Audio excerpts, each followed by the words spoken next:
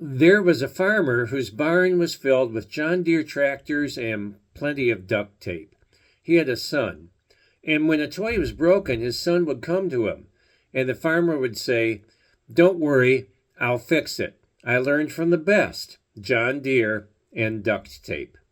Okay, that's cheesy, but it shows the importance of trusted names.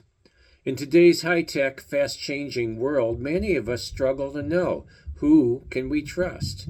Sources that we used to rely on, news, social media, are censoring what they tell us, or they're sharing false information. And in a time of discontinuity, we ask, what names can we trust? That's what Moses is asking also in today's reading. I'll bet for most of you, this story is familiar. You can probably remember the voice of God addressing Charlton Heston in the Ten Commandments movie. Moses. You can easily imagine the burning bush and see the future prophet removing his shoes on holy ground. God calls to Moses to free Israel, and Moses is understandably frightened by this task. So he asks God, "When I go to the Israelites and say to them, 'The God of your fathers has sent me,' if they ask, 'What is his name?' what am I to tell you?" It's a fair question. In such a crisis, they need a name they can trust. But at first, God's reply in verse 14 seems enigmatic.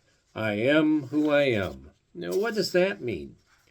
And then, in verse 15, God reveals the divine name. In your English translation Bibles, that name is rendered as the Lord with Lord all in capital letters. But in Jewish readings, the name is never spoken aloud. Jewish readers use the word for Lord in place of the name, which is translated by Gentiles as Yahweh. What is the meaning of that divine name? In the text, it seems as though just hearing the name will enable Israel to trust God. How is that name so efficacious?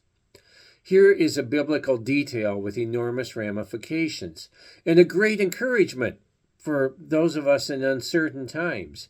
The divine name in verse 15 is the same basic word as "I am" in verse 14. The word is the same, except in verse 14 it's in the first person, which would be "I am," and in 15 it is in the third person, "he" or "she" is. And that also ties in with verse 12 in this dialogue, where God says, "I am with you."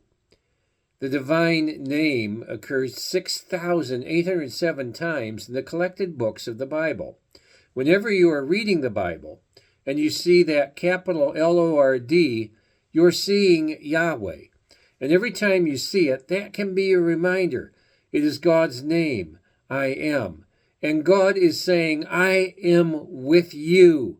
Always, in everything, God will be with you. Yahweh, the name of God, is literally a name you can trust.